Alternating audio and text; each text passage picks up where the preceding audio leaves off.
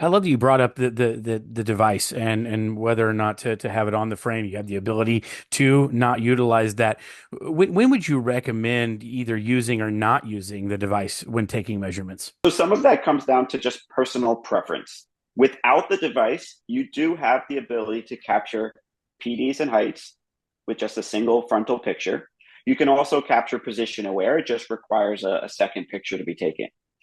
So for that reason, we find most of our counts take a hybrid approach where they use the frame attachment. They use the device when they're fitting a personalized lens or any lens that calls for position aware measurements.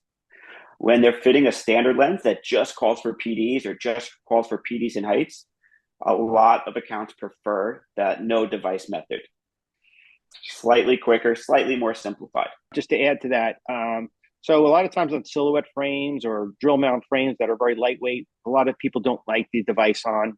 And also for like children, some people will prefer not putting a device on.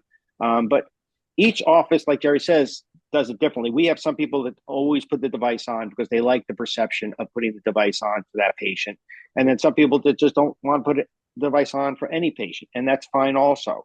So there's not one method that's great for everybody, but we give you the flexibility on an ongoing basis where like most people do the hybrid approach. When you're not worrying about posture, especially for single vision, there's no really benefit of using the device. But if you're selling a personalized progressive lens where you really want to capture that posture and you maybe have somebody that's not confident in understanding posture, then that tilt sensor would be a big benefit for that person.